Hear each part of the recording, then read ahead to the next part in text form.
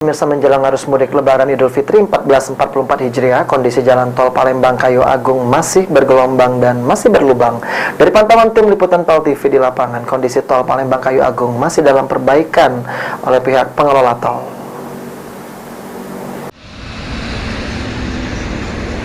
Disuruh Irawan ke Kayu Agung sekarang. Kondisi jalan tol Palembang Kayu Agung menjelang arus mudik Lebaran Idul Fitri 1444 Hijriah masih cukup parah. Beberapa titik jalan tol masih dilaporkan bergelombang dan berlubang. Dari pantauan tim liputan Pal TV pada 6 April 2023, beberapa titik dari pintu masuk jalan tol Palembang menuju pintu keluar tol Kayu Agung Oki, puluhan petugas sedang melakukan perbaikan untuk jalan tol. Terlihat juga rest area jalan tol Palembang Kayu Agung yang belum rampung dan masih dalam proses pembangunan.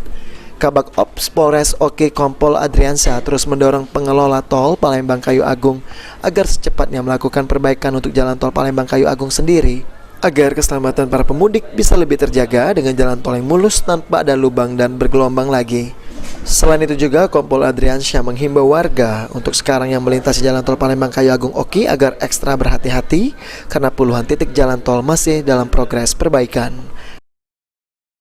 Untuk mencegah terjadinya kecelakaan, kami juga berkoordinasi dengan pihak terkait, terutama untuk pengelola tol ini, karena kami melihat ada beberapa titik yang masih dalam perbaikan. Jadi kami mendorong sehingga pada saat menjelang Lebaran atau menjelang arus mudik ini untuk perbaikan ini sudah selesai, sehingga para pemudik bisa menikmati jalan dengan baik, dengan nyaman, sehingga selamat sampai ke tujuan. Irawan, Pal TV.